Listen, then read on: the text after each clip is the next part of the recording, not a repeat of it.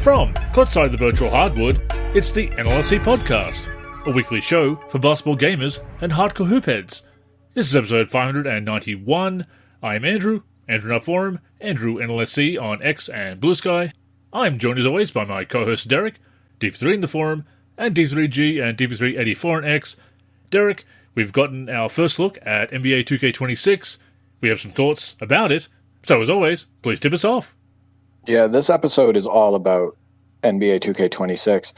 The official gameplay trailer is out, a few non-cinematic gameplay highlights were shown, and gameplay details were revealed. We will be discussing our thoughts on all of it.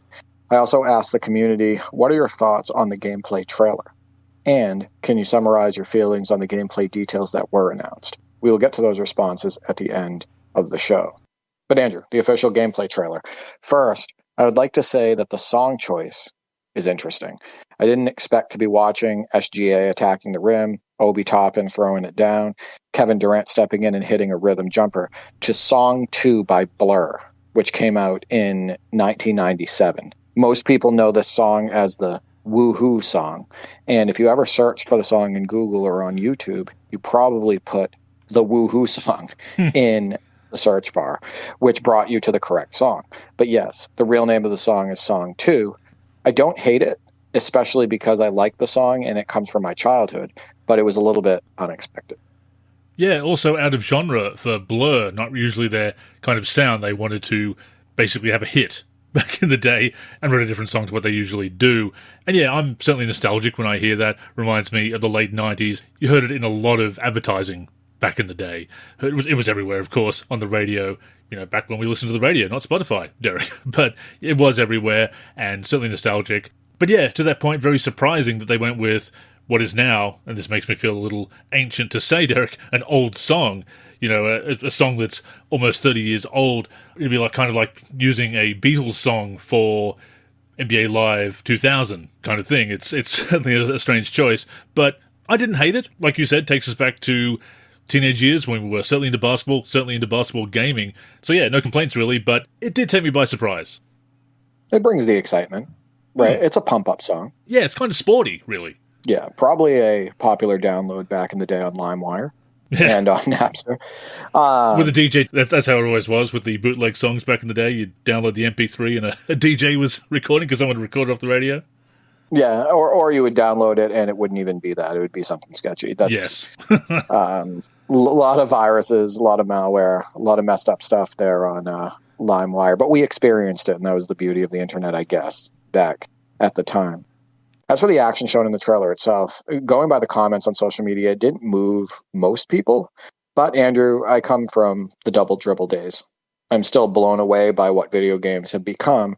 And while I think this trailer doesn't compare in quality to many trailers from the past, 2K14 included, I can still be impressed by what was put forward. And I think you're probably of the similar mindset. It's like, you know, we come from the days where we would boot up the video game after trying to get the cartridge to work in our NES.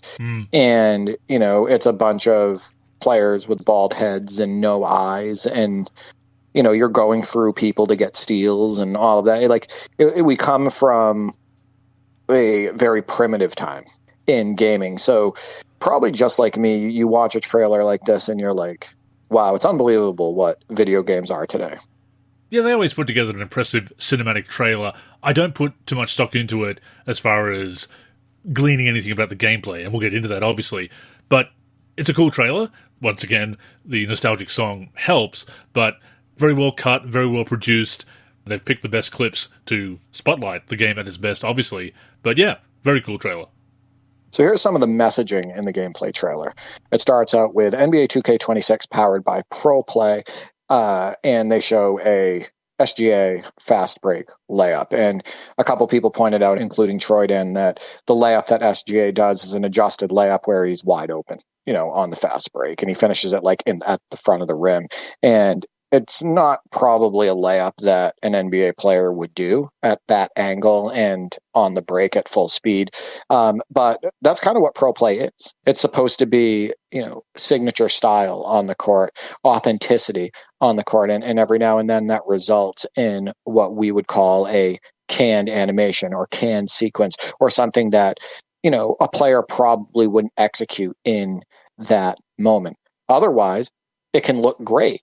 Sometimes when you do execute a move and you can tell that it's a pro play animation, it looks like real life and it was necessary. So there's pros and cons to it. Overall, I liked pro play, and it was one of the bigger reasons why I enjoyed NBA 2K25 the way I did.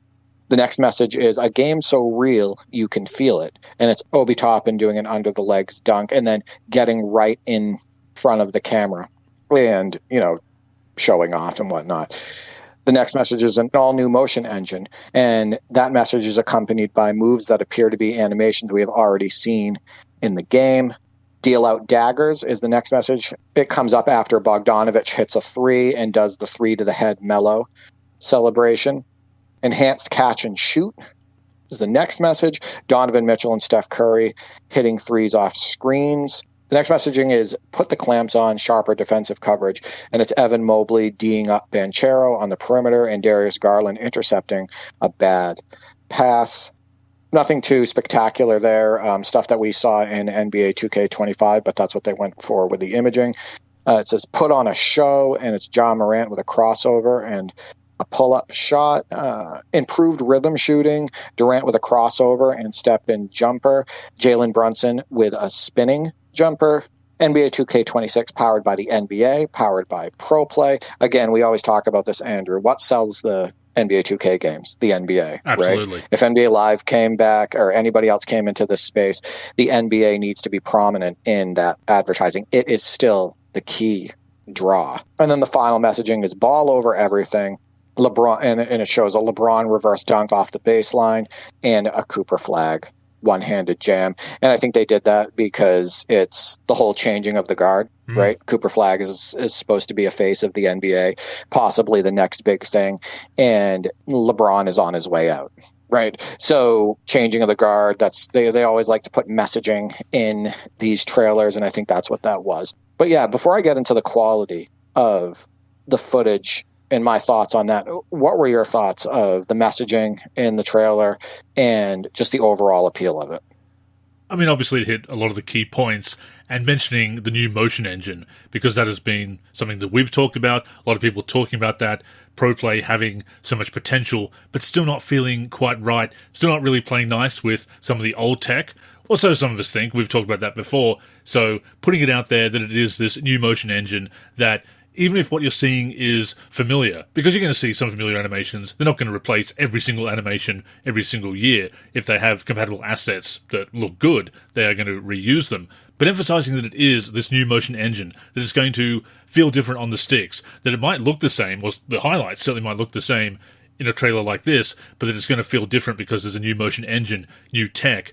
It does pique your interest. It does inspire some optimism. And of course, Pro Play seems to be the future of their technology, capturing animations authentically.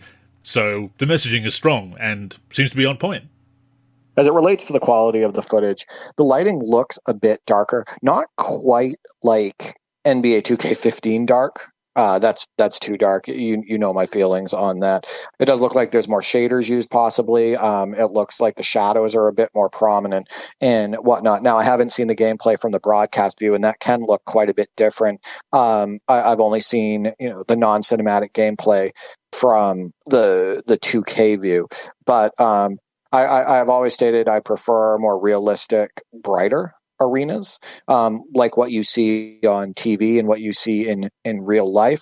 It looks like, oftentimes NBA 2K with their games, that they make the crowds a little bit too dark. The floors lack detail that are on the courts in real life, etc. But that's not like a make or break for me with a video game. I still enjoy NBA 2K15. It's all about the gameplay. The animations look very similar to NBA 2K25 from what I've seen. However, I do see the difference in rhythm shooting. When you catch the ball, you can basically keep it where you caught it and go straight into a shot, as opposed to any pump of the ball that may occur. However, I want to point out, I feel like we could kind of already do that in past 2Ks. It just depended on the player's shooting form. And the thing that normally messed up these sequences in past 2K games, Andrew, was a heavy catch animation, which would cause a delay in the player taking control of the ball. And by the time you caught it, the defender was in your shorts. They show what appears to be improved post-move mechanics, where Jokic holds his pivot while spinning into a half hook, showing off some pretty smooth footwork and a nice touch. Go-to post moves were in NBA Fast Break 98 for guys like Hakeem Olajuwon and Patrick Ewing, so more options in the post is always welcome. But outside of that, everything looks very NBA 2K25. For the non-cinematic gameplay we saw, a Trae Young play was highlighted where he uses a pick and dribbles around it. What do we see, Andrew, when he does this? That forced hesitation dribble that we have hated so much in the last few 2Ks. It stops Trae Young's momentum going towards the hoop, making it look very sloppy, and it will also feel sloppy on the sticks. It will feel delayed. That's how I know there will still be a lot of 2K25 in 2K26. I still see quite a bit of skating in the non-cinematic gameplay. They talked about in the gameplay details, basically alluding to the fact that defense will have more player-to-player contact. And that concerns me a little bit because you know how I feel about the suction. And, you know, I try to turn body up sensitivity down to 0 on modes where I can. Obviously, you can't do that in the online connected modes, but we're in modes where you can adjust sliders. You can kind of reduce some of that suction and some of that player-to-player contact. When they bring up defense will have more player-to-player contact, I worry that it's going to hurt control and bog down the action, you know, even more and make it a little bit more frustrating for people on the sticks, especially in modes where you can't adjust sliders like my team and, you know, my career and, you know, just all the online connected modes. I also have thoughts on the gameplay details that you're going to go over in a moment and that you summarized on the NLSC, and we're going to go through those one by one. But yeah, that's my thought on the early gameplay footage that we've seen. We haven't seen much, especially from the non-cinematic point of view, but yeah, what do you think? Yeah, obviously we haven't seen a lot of raw footage, as you said, so I am reserving judgment until I've seen a little bit more of that. Obviously reserving final judgment until I actually get my hands on the sticks.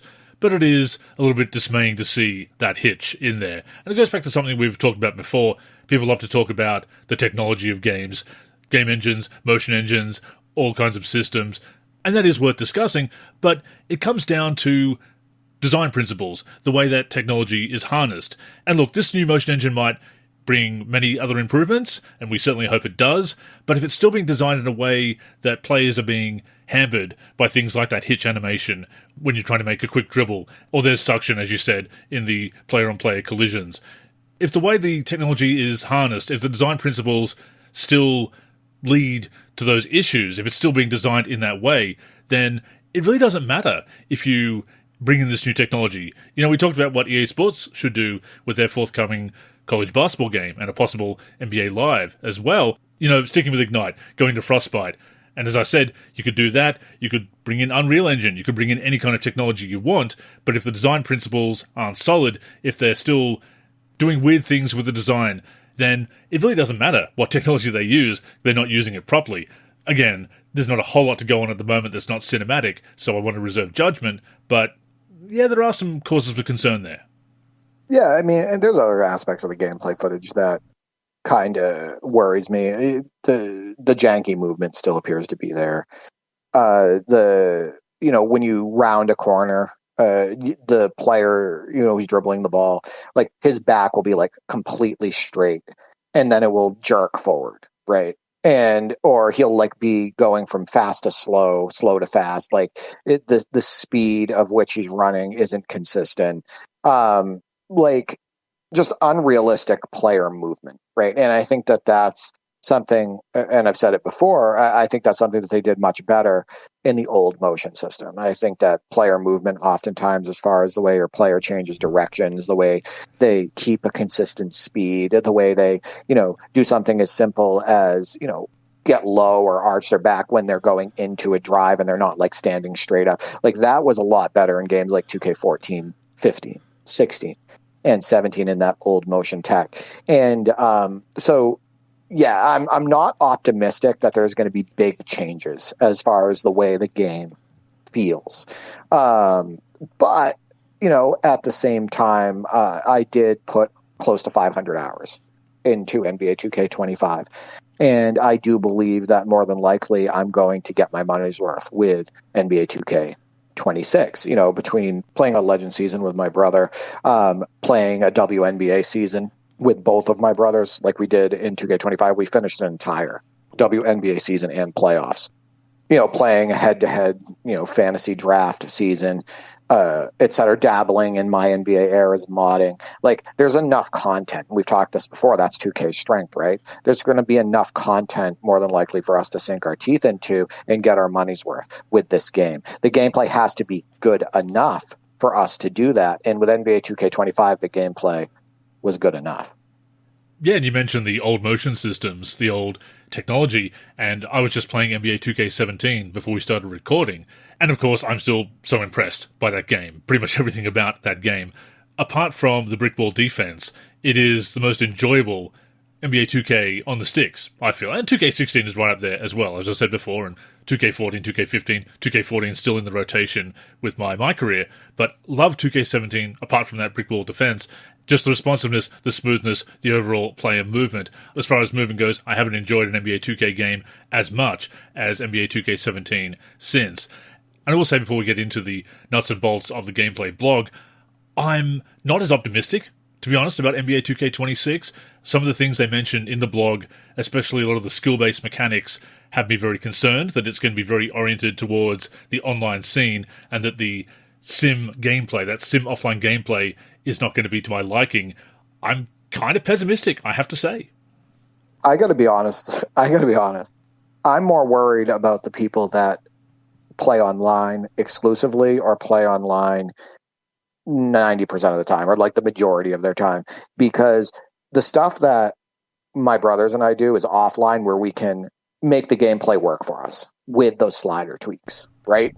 Like, we're able to lower body up sensitivity, adjust how shot coverage works, adjust speed, whether making it faster or slower. We can do a whole bunch of adjustments, right? And cater that experience to our own personal needs, and then we can enjoy the game more.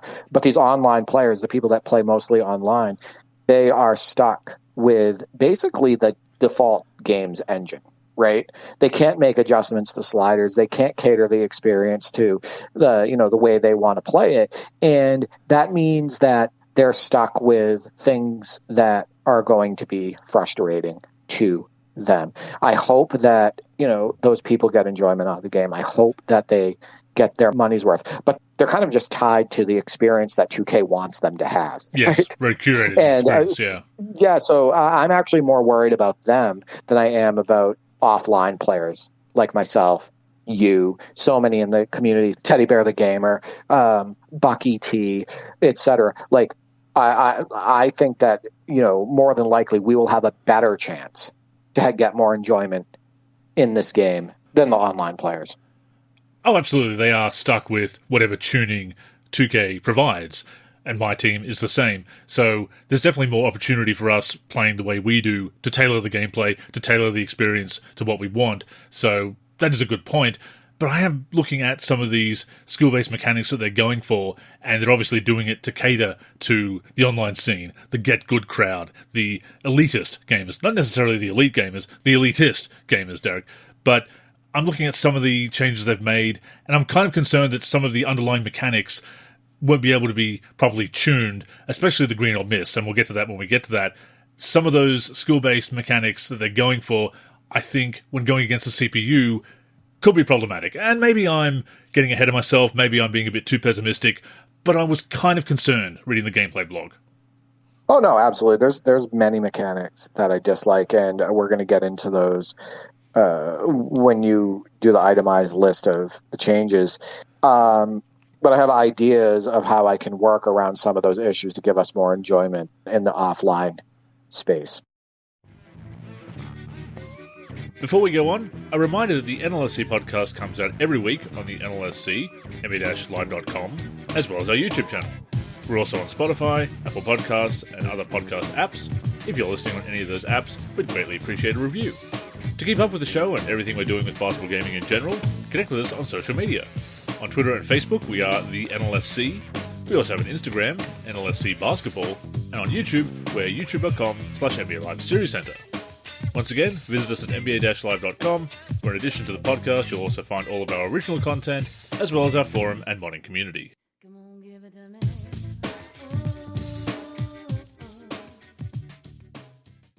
So hey, let's dive into this gameplay blog. So first up, and this was mentioned in the trailer, as you said, a new motion engine powered by ProPlay will debut in NBA 2K26. It's being described as the biggest change to player movement since NBA 2K21, with further advances to one-on-one gameplay. And a key point of this new technology, skating has allegedly been removed thanks to this new tech, which also includes a dynamic lower body pose matching that adjusts the positioning of players' legs and feet. And of course, skating is a big issue that we've talked about before. Yeah, I mean, it sounds great, right? Sure. But they've touted improved foot planning many times in the past, including stating that, when they moved to PS5 gen, that the foot planning, because of the new technology, that it was going to be better than ever. And what happened? It wasn't. It wasn't even close to, comparable to the motion system for the past 2K16, 2K17.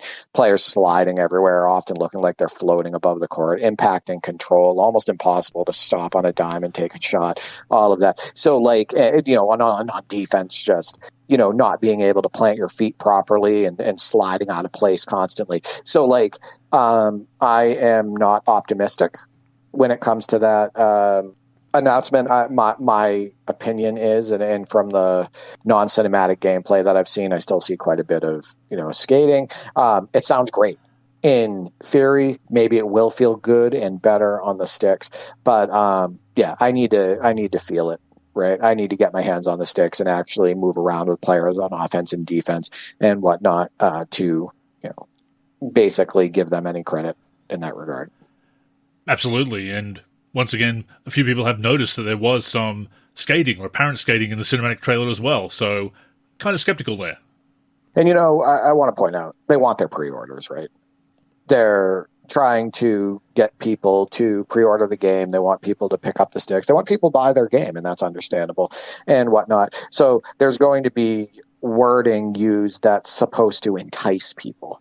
And I think that an all-new motion engine, wording it like that, I think that's a little bit of a fib if we're going by the footage that we've seen and going by the non-cinematic footage that we've seen, because you can still see just so much of the old motion system. They could state, there have been updates to the current motion system, right? They could state, we made enhancements to it, but saying it's all new, that doesn't look to be the case, and I have a feeling it's not going to feel like it's the case either on the sticks. Well, again, if the blueprint is the same, it doesn't really matter if they bring in new tech if they just build it the same as the old one.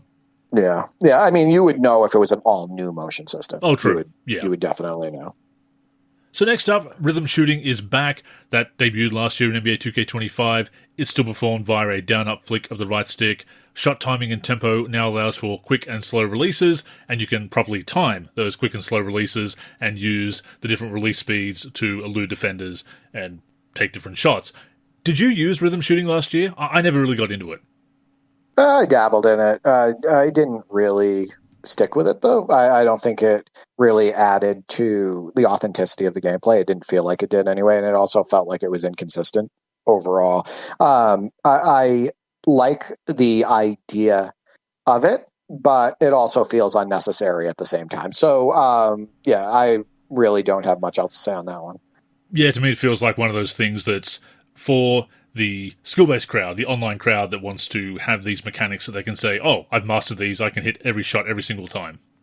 Yeah, I see what you're saying. I just hate the term skill-based crowd or competitive crowd and whatnot, because it makes everybody else that, doesn't want to use that mechanic or doesn't feel like it's necessary or anything look like a casual gamer or something like that. Like, there are plenty of people who are excellent at the game and better than people who would use something like rhythm shooting and whatnot, that, they're more skilled. at the game, and they're better at using the mechanics in the game and all of that stuff. And they're the furthest thing from casual, and they would rock a lot of these people that are supposedly competitive or skill-based gamers. So I think it's something that, when you implement things like this, I think it's a good option for people, as long as it doesn't take away from any other aspect of the control in the game itself. So I think it's good to have there as an option. So I don't think it's hurting the game. No, I agree. And yeah, it is ironic that simheads, hardcore simheads, are now being called casuals. Just doesn't sit right with me either. Complete opposite, by the way, of the way it used to be when we talked about, basketball gamers. So next up, we have some more changes to the shooting this year. Green or miss is now the standard approach to shooting across all game modes. However, green release windows will scale according to difficulty, and on Pro and below, you will actually be able to make shots without a green release on All-Star and higher, and in the online modes, the competitive modes, to use that term that we don't feel great about, Derek, the green or miss will be in effect. So yes, the team control modes like My Team and other offline modes will be more forgiving. The online modes like Pro-Am and Proving Ground will be less forgiving. Layup timing is also permanently enabled, once again as part of an effort to emphasize quote-unquote skill-based gameplay in NBA 2K26. I have quite a few thoughts on green or miss, so I'll throw it over to you first. Yeah, so, first off, I want to talk about the layup timing. So we know that that's been disabled by default in recent 2Ks because the mechanic just didn't work properly. You could turn it on in the offline modes, but when you did, it just didn't make any sense. I'm skeptical that this is going to work out. I am wondering how big the window is when people are playing online and how that layup timing will function, considering it's been so faulty and not even really usable in recent 2Ks. So they would have had to really do a revamp or an overhaul of that system in order to make it work for the majority of people. I have a feeling we're going to see a lot of complaints about it. Just my opinion, at launch and early on. And people are going to be asking for it to either be patched or for it to be looked at or to be, removed, make it back, put it back on ratings based or auto, etc. So that's my opinion on that. About green or miss, that was something that was like split 50-50 on social media as far as reaction. It was like, we love this idea or we absolutely hate it. And I think that my opinion on it is there's two things that will make this frustrating. If you're playing on a difficulty higher than Pro and the green window is so small that you're shooting woeful percentages, and you're still a skilled player at the game, but you're shooting woeful percentages because you have to get a green release every single time you shoot it. And the other piece is, as you know, green releases in past 2Ks have been like swishes every time. Like, it's like you get a green release, it's a swish. That will hurt the authenticity when you're playing if they don't remove that part of it.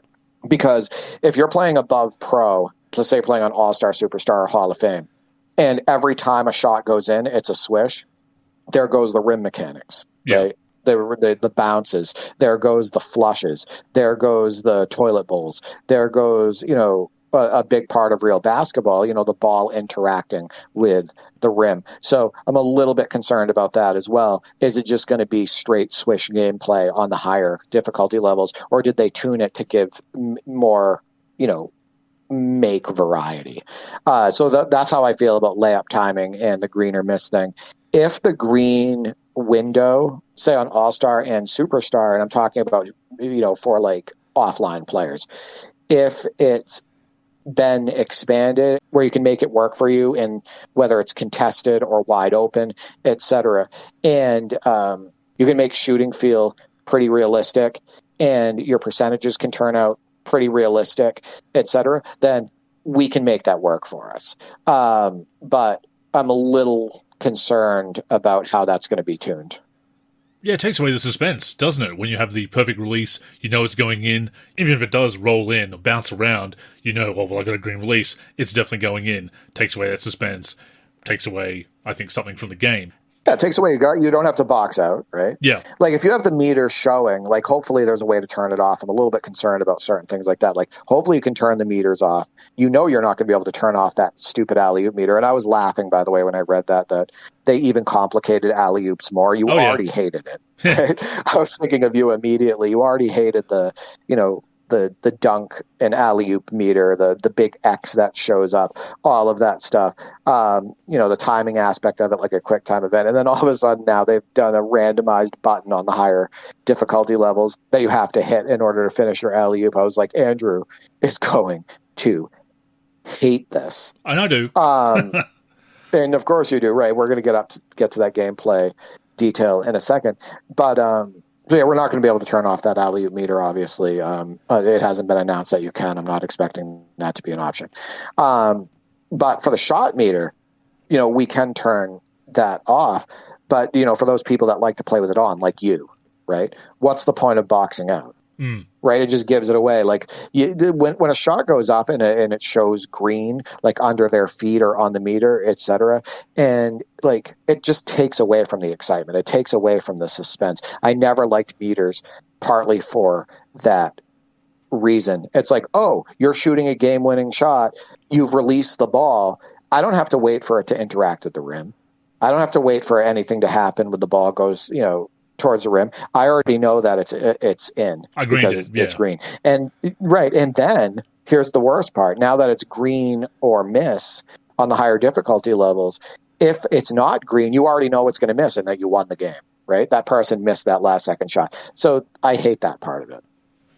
And I do think that this is going to be the gameplay mechanic that makes or breaks the game, and quite possibly breaks it, because green or miss sounds good in theory. And I said this in our Discord, I said it in the forum, because it is skill-based, to use that term again. It puts us in control. It doesn't leave us at the mercy of RNG, but it does have a couple of key drawbacks.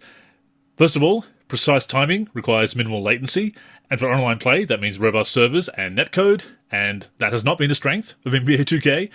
There's a reason that fix your servers continues to be a meme in the community. So if there's still going to be that latency, this is going to be a disaster online, and it's not going to be very welcoming to new gamers. And it's already such a huge problem with the online scene that it does cater to the elitists, the get-good crowd, while also failing to give people an adequate way to get good in the online arena. Also, shooting and shot contest mechanics need to play nice with each other. They need to be balanced. If a defender can take away a green window by getting too close, then green or miss really becomes artificially difficult. And in the online scene, in head-to-head play like that, it may work out okay, because not everybody can stick to their man like glue. CPU defenders often can. So if a CPU defender can stay close enough to you at all times to take away that green window, and we saw this with NBA Live 19, actually, that final patch that ruined shooting in NBA Live 19 makes green windows too difficult to get because CPU defenders can stick with you too easily. Works out great for the online scene, or works out better for the online scene, I should say, but doesn't work so good offline because the CPU defender can always stay close enough to take away that green release. So yeah, if the shot contest mechanics can take away a green window or impact the shot too much that you need to be absolutely precise, and the shot contest system makes it too easy, especially with badges. We know how badges add those artificial boosts, Derek. If the shot contest system is too overpowering, green or miss becomes even more difficult. And look, if you're on pro difficulty or lower offline, you don't need to worry about it, so that does make things easier in that regard. I think it really should be all-star and lower, because you need to dial it up to all-star to get a decent challenge, but at the same time, adding green or miss on top of that, I think, is just a bit too much. I would make it all-star and lower for whites going in, for imperfect releases going in, or near-perfect releases going in, rather than pro or lower. So I think that's kind of a mistake there. I think they're ratcheting up the difficulty a little bit too much, a little bit too soon. But yeah, I'm very concerned about green or miss. I think this could be a disaster. I wouldn't do green or miss at all on any difficulty. True. But since they are, I see what you're saying. Since they're implementing it, that's how you'd rather see it if implemented. So yeah, I get it. So you mentioned some of the post moves in the cinematic trailer, and in addition to signature go-to shots, NBA 2K26 is going to introduce signature go-to post shots. And of course, not the first time we've had signature moves, signature shots in the paint. But it's meant to give players authentic moves in the paint as well as on the perimeter, and they're performed by holding up on the right stick in the post. And there's also going to be custom layout packages this year, mixing and matching from a selection of styles. You can do this for My Player and also when editing original players. So again, it comes down to the authenticity and variety in animation. I mean, like I said, I like the idea of signature post move shots. Actually, you saw me do a signature post move shot in NBA 2K25. There was a kind of a way you could do them with Jokic, right? When we played using the Nuggets. So there's been kind of like different ways you can do moves like that in the post in the past. Even going back to like NBA Fast Break 98, they had a move only he could make with centers in the post, and you could do like a shimmy fade with Akeem Olajuwon, and there was one for Patrick Ewing. I believe David Robinson also had one in that game. So I love the addition of more authenticity as long as it's executed properly and as long as it can't be super cheesy and too dominant. So I do like the idea of signature post moves. I hope they're there for the historical players as well. I'm not totally confident about that because a lot of the historical players do have generic animations or otherwise unsuitable animations, but I would love to have that authenticity for Kareem's Skyhook or, of course, the Dream Shake. So speaking of meters and mechanics, as you said, alley-oops now have a randomized finish button on the higher difficulty levels, one of the 4 face buttons instead of always being square and X. And there's also going to be green rebounds, and they're not going to be like green released shots. You won't automatically get the rebound on a greened rebound, but it will indicate that you've timed it correctly and have the best possible chance of snagging the board. This is not necessary. Completely unnecessary in a basketball video game. I found it funny, and people found it kind of amusing and also concerning. One of the developers, I believe his name is Evan, for NBA 2K during the gameplay Q&A, he said something along the lines of, "I never knew when to push Y to go for a rebound." It's like, you're a developer, give me a break. You're lying on screen here. There's no way you didn't know when to time a rebound. But hey, you want to promote the mechanic, go for it. But anyway, greening rebounds. Come on now. There's absolutely no reason for that. It's another ridiculous mechanic, to be honest with you, to try to do something new. I don't think that this is going to be received well by most people. And hopefully it doesn't impact the gameplay too much. And as we wrote before, I am not a fan of the alley-oop meter, the timed alley-oops. I can see the logic behind it. I know that you and one of your brothers enjoys it, and your other brother has similar feelings to me about it. And as you said before, it would be nice to be able to turn the meter off without having to mod it out, which obviously you can't do on console anyway, and just learn the timing, much like being able to disable jump shots.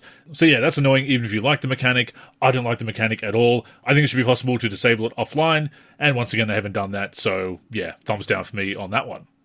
Yeah, and modding it out won't work anymore, right? So we can try to mod out the meter all we want, but we need to be able to see the button that needs to be selected in order to finish the alley-oop.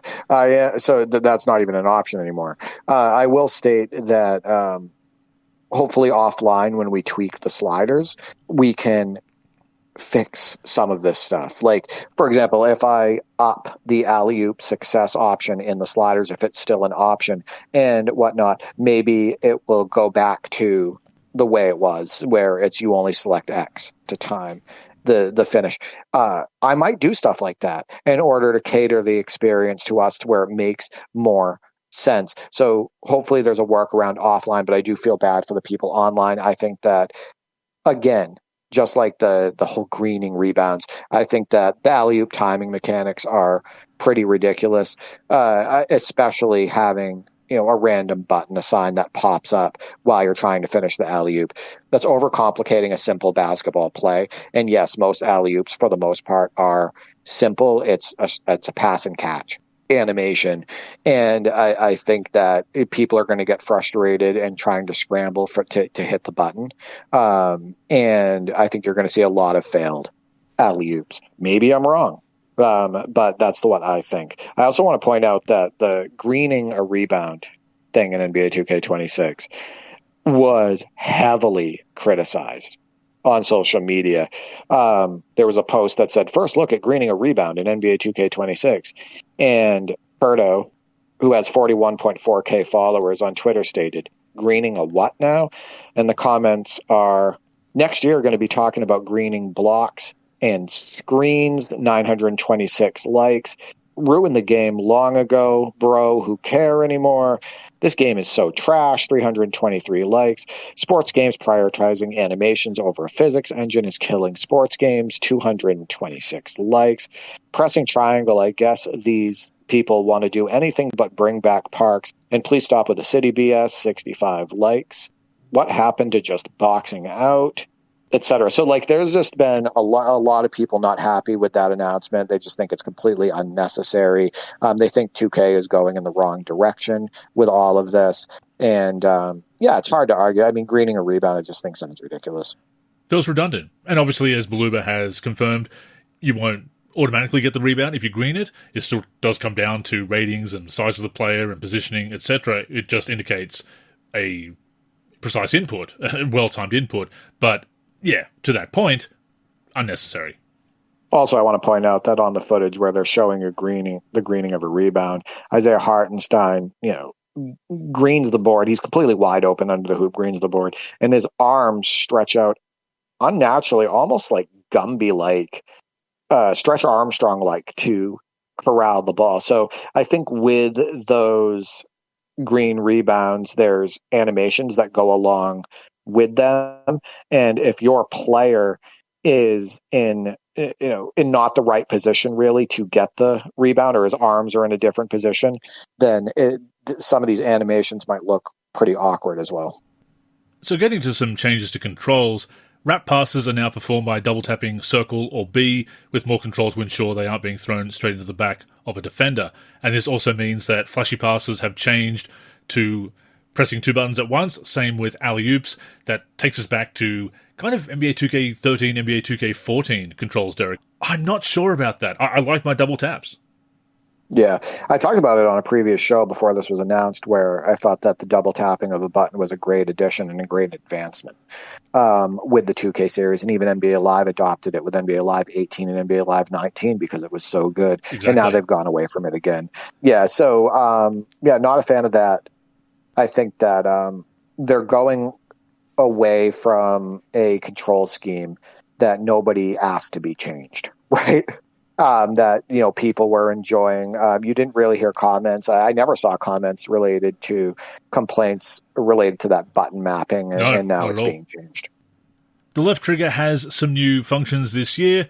Tapping it will perform a quick protect in order to elude steal attempts. It can also be used while driving to protect the ball and put defenders in a compromising position. And you also mentioned the catch and shoot we saw in the trailer. Holding the left trigger when receiving a pass while standing still allows you to square up, catch the ball high, and immediately go into your shooting motion for a quicker attempt to beat closeout defenders. And another function of the left trigger this year can also be held after beginning a Euro step to decelerate for a slow motion drag step finish, throwing off defenders. Yeah, so the catch and shoot thing, that is a pros play, right? Like, some of the best shooters you will see oftentimes in real life are people that can catch the ball and shoot it from where they caught it, right? They can catch the ball at their chest and go straight up, or they catch the ball at their chin and they can go straight up into their shots. Think of a guy like Klay Thompson. Klay Thompson has made a career as a great shooter doing just that. There's no wasted motion. There's no, pulling the ball down and then up, like pumping the ball. There's no wild wind up or anything like that. So I do like the idea of that. But as I stated at the onset of this podcast, I think we were kind of doing that anyway for the most part. It just depended on the shooting motion that the player had assigned. And I think the thing that really killed moments like that in the game was delayed catching animations, or passes where a player would normally just catch it and be able to go right up in real life, but the game made you like jump to catch the ball, right? Or reach unnecessarily and then slowly drag it in, and it would be this delayed play where all of a sudden now the defender was right in your shorts and it ruined that play. So I'll try it. It might be great. It might be something I would use. It kind of reminds me of NBA Live 06, Freestyle Superstars. The shooting animation that you would use with somebody like Larry Bird, where you would just go straight into your shot off of the catch and it was super smooth. So, yeah, I'll give it a try. This could be very cynical on my part, But we have played a lot of games, Derek. We have covered a lot of games for the NLSC, gone through many preview seasons now. We've seen the lies of developer blogs, made a whole video about that, of course.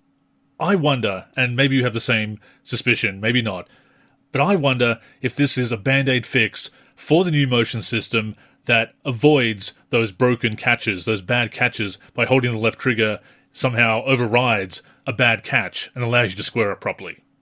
It's possible. I want to say that even in the gameplay trailer, there was a pass that was made to James Harden, and instead of just catching the ball or moving a step to the side and just being able to catch it while he was standing still, he unnaturally jumped to catch the ball with his right hand, and that's a delayed catch animation, right? So if that's truly footage from NBA 2K26, I still expect a lot of those delayed catch animations anyway. But to your point, it's possible that that could be put in place to make it so when you come down from that delay, you can get the ball out quicker, right? You can shoot it quicker. So I don't know. I don't know if it's a Band-Aid fix or not. But like I said, I will try the mechanic, and I like the idea of the mechanic.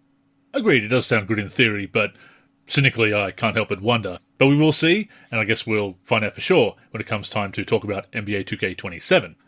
Speaking of core mechanics and something that's very close to your heart as a master of ball handling on the virtual hardwood, signature size-ups. Rocking the right stick back and forth and left and right, or repeatedly flicking it up, will perform two different styles of signature size-up combinations.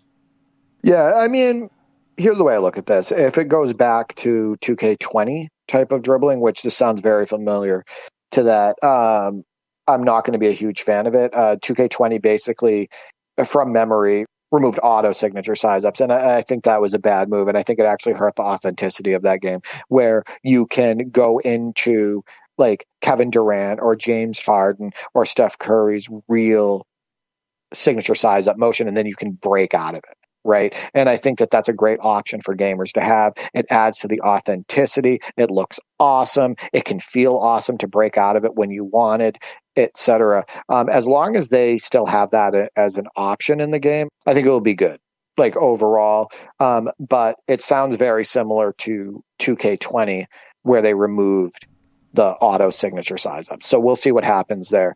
My biggest thing with dribbling is less ball warping and more realistic hand-to-hand dribbling motions. You played a game like NBA 2K17 recently, and how great is the control with your dribble? When you want to go behind the back, you can go behind the back. When you want to do a certain dribble move in general, you have control over that and you know exactly what you're doing. You're not forced into a hesitation dribble all the time. The ball isn't warping hand to hand. You don't get as many random dribbles. So hopefully the control is there. Going by the footage that I've seen, the non-cinematic footage, dribbling still for the most part looks very similar to me to NBA 2K25. And I did get some enjoyment out of that. But like I said, one of the things is I just hope they didn't remove the auto size ups that you could break out of completely. Yeah, contrived mechanics and a poor animation system, a poor motion system, a very bad combination for making dribbling moves, obviously. I mean, it's bad news for gameplay in general, but yeah, we do see a lot of those problems when it comes to dribbling. The blog also mentions that gameplay has been sped up in order to reward players for faster decision-making and reactions. Also notes that certain animations are quicker, and apparently there's a bit of a disconnect between the speed of animations and speed ratings, where gamers are going to be able to equip animations and get a speed boost from those animations because they're quicker, and actually end up being faster than players with a higher speed rating, which seems broken to me. Also means there's going to be a lot of homogenization still online, people just metagaming, people just getting the fastest animations and the best shots, and everyone's going to basically have the same build. So I don't mind sped up gameplay, but that animation issue does concern me. If you thought the online gameplay looked bad before, what will it look like when it's even faster? No, I think that I like the idea of sped up gameplay if it helps with the smoothness of the feel on the sticks. I like the idea of drives to the hoop feeling more organic, hopefully, with less speed throttling, without less running randomness and whatnot, like I mentioned earlier. However, again, looking at the non-cinematic footage I've seen of NBA 2K26, I still see the strange drives where the back is completely straight, but they're moving fast towards the hoop. The changes in speed that look completely awkward, stuff that we didn't always have in this series, etc. So, I like the idea of sped up game speed as long as the action and the control, looks smooth and feels smooth. There was one other change to controls that was mentioned. Screeners now have more control over which way they face. You can tap the stick to change direction when you're setting a screen. Nice little change there. A new shot timing ability slider allows us to customize the CPU's ability to time jump shots and layups without impacting their intelligence or performance in other aspects of shooting.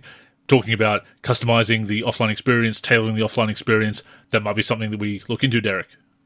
Yeah, that might be something I will dabble with. I love options, right? One of the greatest things that ever happened to basketball video games is sliders. Right? The fact that we actually can customize our experience, and I know that the Live King loves this conversation, but the ability to make it so we can customize the experience to our needs. The ways that we can, possibly curve some of the issues we have with a specific game and whatnot. So I love options. I think options are great. The blog also touched on some improvements to artificial intelligence, mentions that the AI is now more intelligent when it comes to looking for drive and kick opportunities, and also locating pass recipients in pick and fade situations. AI defenders smarter about navigating screens. Double team logic has been enhanced to better track moving targets, identify who to double team and when, and also close out more intelligently. In my career, AI teammates have improved awareness of your position on the floor, allowing for better spacing and intelligence in finding you when playing off ball. You can also call some quick plays to let them know that you're coming over to call a screen, or you want to post up, etc. And also help defense dynamically adjust to off-ball pressure settings and where the basketball currently is in relation to the basket, allowing AI defenders to be more helpful on drives and in the paint, while also recovering to get back out on shooters.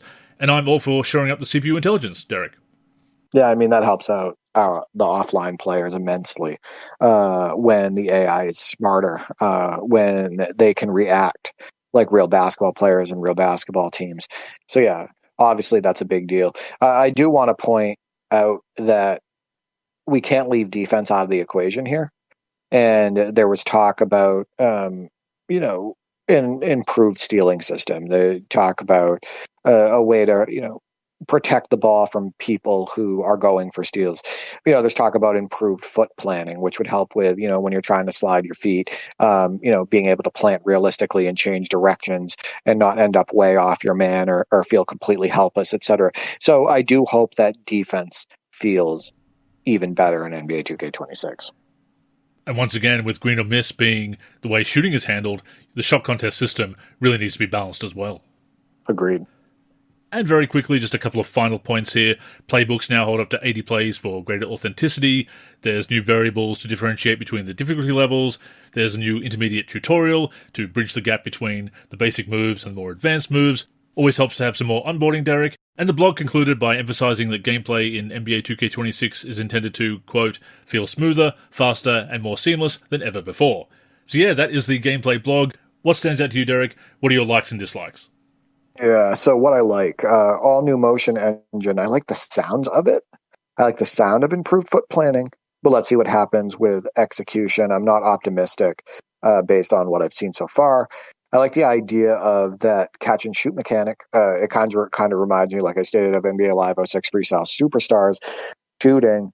I'll dabble in that. I'll give it a try, see if it works for me. I like the idea of signature post moves, as I stated. I think that any improvement to the post game is welcome. Any improvement to authenticity is welcome. I think that could be a hit. We'll see how it works out. We'll see how you can assign post moves in your edit player, because that's something we haven't talked about, with things like signature size ups, with things like post moves and whatnot. What are we going to be able to do with that when it comes to options when editing players and creating rosters?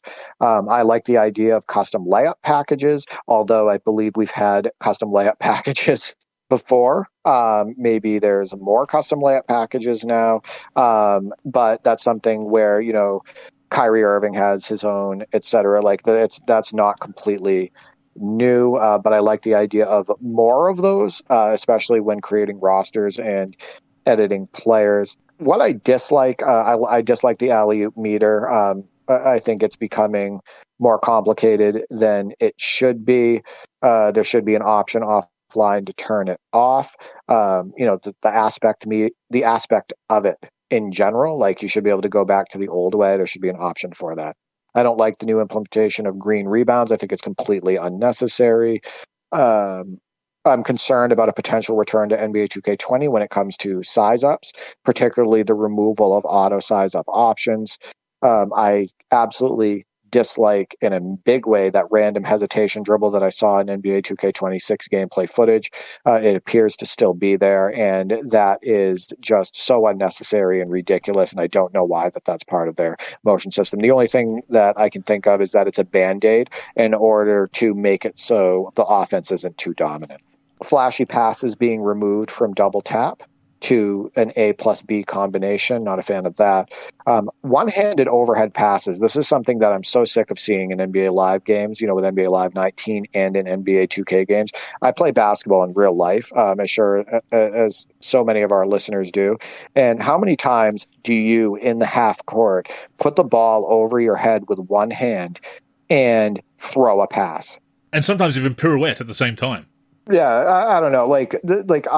When you make those passes in real life, like if you're making a skip pass to the opposite side of the floor, you are not throwing that pass with one hand. You're grabbing the ball with two hands and throwing it over your head and, to throw it cross court. You have one-handed overhead passes being thrown, to a guy next to you, like whether he's 10 feet away or 20 feet away, etc. They are way too common. That's not the way people pass the ball all the time in the half court. You can see it on one of the early gameplay clips where Kyrie is at the top of the key and he throws an over the head one-handed pass to the corner for a free.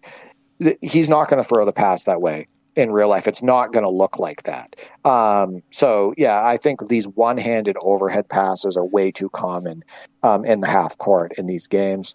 I'm not a fan of the green or miss if it works the way I think it might, where it's only swishes if it's a green, and you lose the rim mechanics. I don't like the fact that it's on all difficulty levels higher than pro, so All-Star, Superstar, Hall of Fame. I think it's not going to be a big hit with people in either scene, offline or online. I heard that there's also going to be green catches for passes. That is absolutely wild. Overkill. This is getting ridiculous. You're not just playing basketball anymore. You're playing Guitar Hero, right? You're playing a fighting game. It's ridiculous. The basketball is supposed to be, it's supposed to be smooth. It's supposed to be natural. It's supposed to be, a fun experience, and they're making it pretty ridiculous at this point in NBA 2K. I'm a little concerned about the defense having more player-to-player contact, considering the issues that we've had recently with the side-by-side suction and the fact that players can't get open for a shot unrealistically in most of the newer 2Ks because the defender is glued to them. And the AI defender is always too fast, and there's too many delayed catching animations in the game. And yeah, that's pretty much it for me for what I like and dislike, just kind of like a summary. Yeah, I agree with a lot of your thoughts, so I won't repeat them.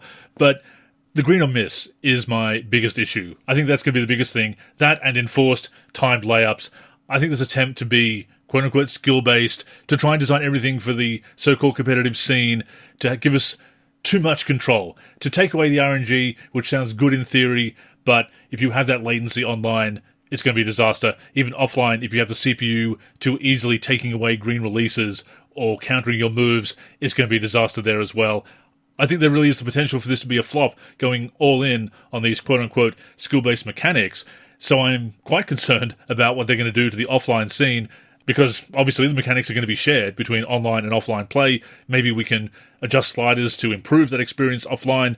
Not much you can do for my team, not much you can do for the online modes, unfortunately, but I am concerned with that direction. They've kind of gone back and forth of this generation with these mechanics. The pendulum is swinging back and forth on this. It's really led to some inconsistent quality, I think, on this generation, and this has not been my favorite generation anyway. But yeah, I'm kind of pessimistic, I hate to say it.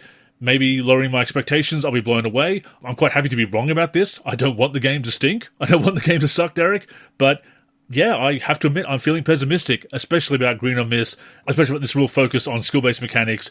I know RNG has its problems, but yeah, I'm concerned that they've really gone too far in this direction, and it might have ruined the game. We'll see. At the end of the day, we just want the majority of consumers to get what they paid for. Exactly. Right? We want them to have a good experience with the game, and we do hope that that's the case with NBA 2K26. Let's get to the community's responses, Andrew. So as it relates to NBA 2K26, what are your thoughts on the official gameplay trailer? And can you summarize your feelings on the gameplay details that were announced? NBA 2K Fadeaway at NBA 2K Fadeaway states, I really wonder what the use of right stick while the player in the air will be like. If it's like in NBA 2K16, then it's good. And I know that he loves NBA 2K16. I do want to point out that they announced a feature that, they were kind of making it sound like it was new, but it's not. They stated, pulling back on the right stick will allow you to complete contact dunks in traffic. That is something that was incredibly prominent in like NBA 2K22, right? I believe it was also in NBA 2K23. So that's not a new feature, but it's kind of being announced as one. So yeah, I just wanted to bring that up. I love the way the right stick worked in the old motion system, especially with NBA 2K16 and NBA 2K17. I didn't hate the way it worked in games like NBA 2K22, where when you charge the hoop, you would pull back on that right stick and it would allow you to do some spectacular contact dunks. So I don't hate that. I just hope that the right stick usage in general makes sense when you're using it around the hoop. And it is funny that they do advertise these features as being new, even though they've been in the game for years, in some form or another. T Gentry at Bucky T states, biggest thing for me is sliding and skating is finally removed, but we will see when the controller is in hand. Yeah, so he wants that to be the case. It seems like he might be buying into the enhanced foot planning that was announced, but I'm not convinced at this point based on that footage. He states thrown off a bit on the rebounding grade system that was added, so greening rebounds. I agree with you there. And then he says graphics looking pretty dark like 2K15, but I don't hate them. They look better than 2K25, but just pretty dark. Steven at the Live King states players look slimmer, looks like a PC mod now with the darker atmosphere.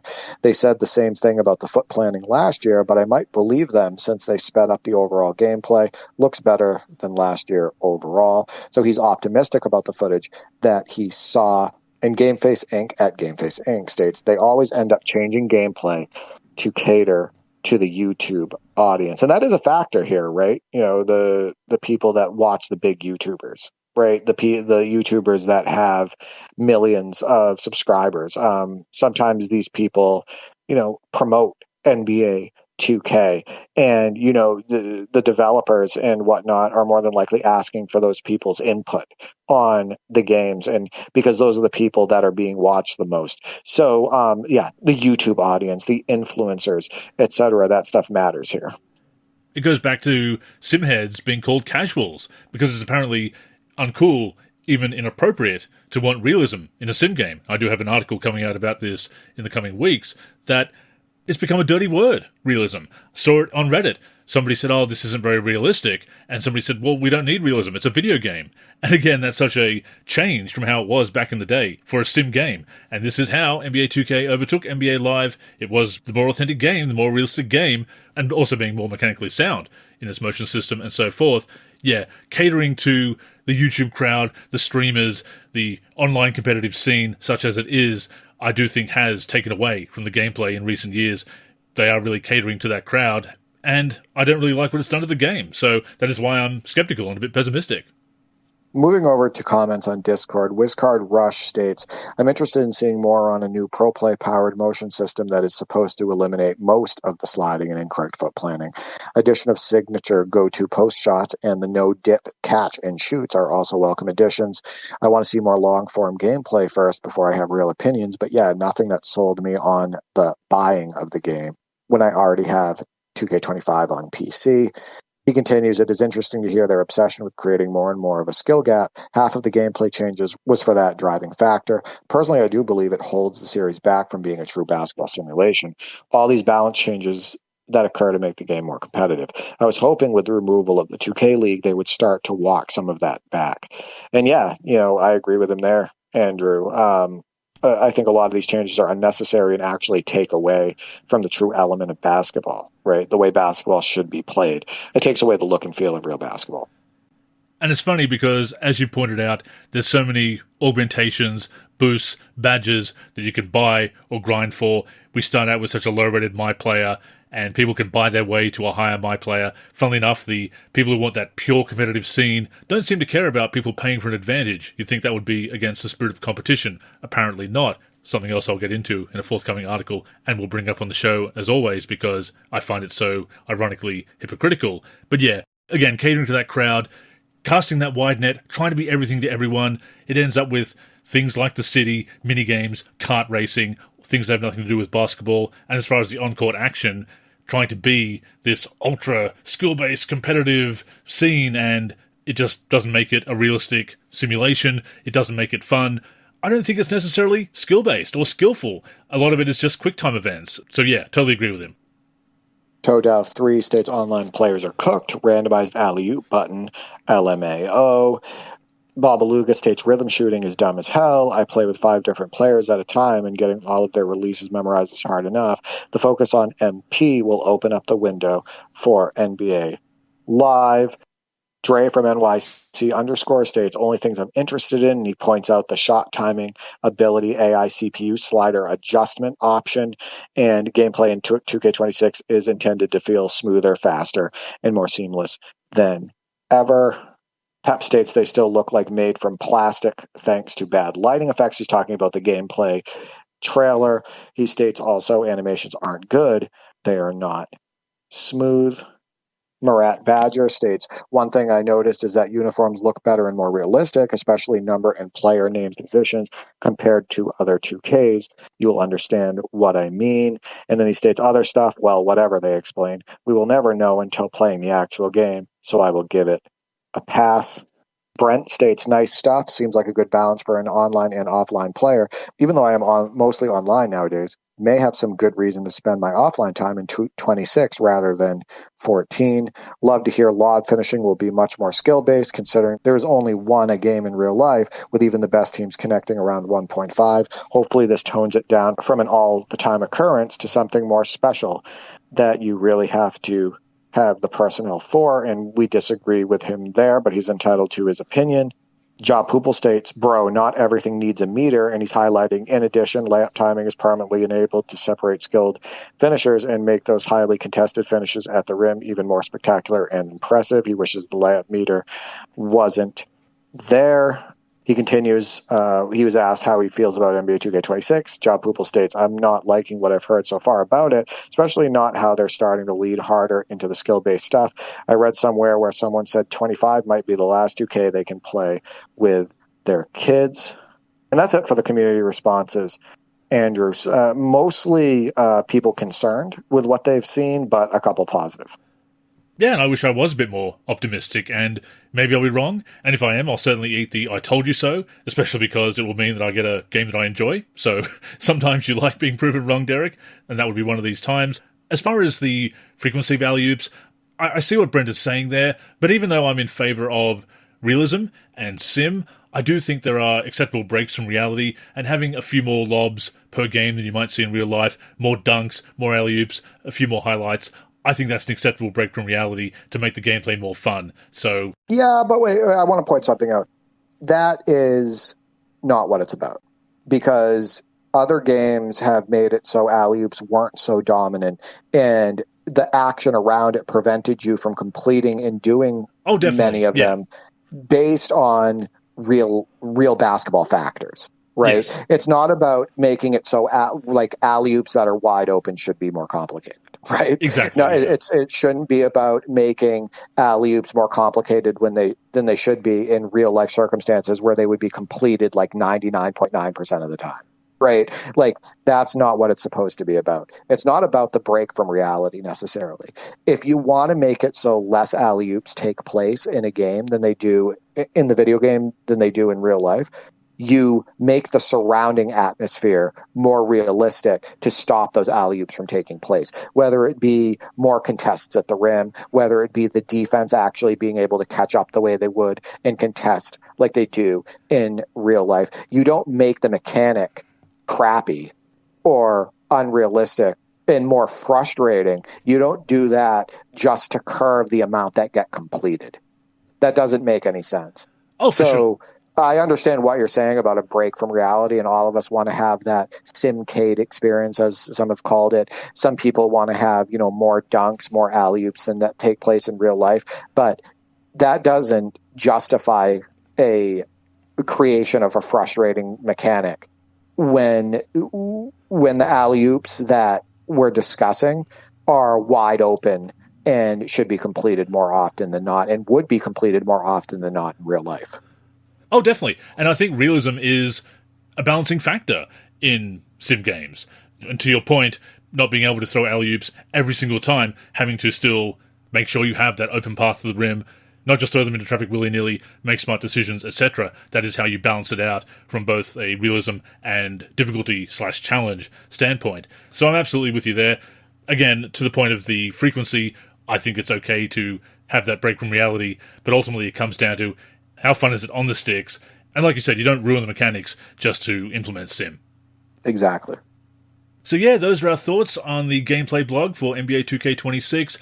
Like I said, Derek, I will gladly eat humble pie if I'm wrong about my pessimism, my cynicism, but that is how I feel at this time. But once again, we will reserve final judgment until we have hands on the sticks, and there is more to learn. So yeah, the previous season is just beginning. I hope it's great. Yeah. I hope NBA 2K26 is great. I like a couple of things that I've heard about it, but I also think that there's enough there to be worried. There's enough there to be concerned. And I want the majority of gamers to be able to get their hands on the stick and really get their money's worth. So at the end of the day, that's what I hope for. And of course, please let us know what you think in the comments, in our forum, and in our Discord. With that being said, that has brought us to the end of this week's show. As always, thank you for tuning in, and please join us again next week, and every week, on the NLSC, nb-live.com, our YouTube channel, or wherever you listen to podcasts. In the meantime, make sure you're following us on social media. That's where you can get in touch with us, and of course, stay up to date with all of our content. So Derek, go ahead and plug the handles. Yep, you can reach me on X, formerly known as Twitter, at D43G and at D4384. I'm also on YouTube, D43, and on the NLSC, D43.